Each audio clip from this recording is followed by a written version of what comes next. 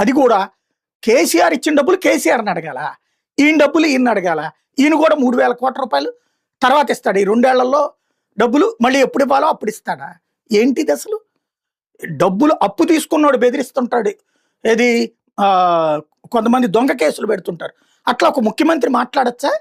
ఇంకోటి, నువ్వు ఇంతకు ముందు ఉన్నటువంటి ప్రభుత్వానికి బాధ్యత అయితే మరి కేసీఆర్ రాకముందు అంతకుముందు ఉన్నటువంటి కిరణ్ కుమార్ రెడ్డి హయాంలో ఉన్నటువంటి అప్పుల్ని కేసీఆర్ తీర్చలేదా? అంతకుముందు కాంగ్రెస్ ప్రభుత్వపు అప్పులు తీర్చలేదా? అసలు రాష్ట్రం విడిపోయినాడు తెలంగాణకు అప్పు ఎంత ఉంది? 90,000 కోట్ల రూపాయలు అప్పు లేదు ఆ రోజున. అప్పుతోనే కదా ప్రారంభమైంది రాష్ట్రం. మరి ఆ అప్పులు తీర్చుకుంటూ వచ్చాడు కదా కేసీఆర్. మళ్ళీ పెడతాడు. ఇప్పుడు నువ్వు పెట్టట్లేదు అప్పులు. ఏం మాటలది? ఏం బెదిరింపులది? ఓపెన్గా ఏదో గల్లీలో రౌడీలు మాట్లాడినట్టు మాట్లాడచ్చు అట్లాగే. ఏం చూస్తాం, ఈ సంగతి చూస్తాను, ఇద్దరం కలిపి పద్ధతిగా చేయించండి. గ్రౌండ్స్ ఉన్నాయా లేదా, సిస్టమ్ సరిగ్గా ఉందా లేదా చేయించండి. నిజంగా కార్పొరేట్ స్కూళ్ళు కార్పొరేట్ కాలేజీలు లేకుండా తెలంగాణ నడుచుద్దా? తెలంగాణ ప్రజలు అంగీకరిస్తారా?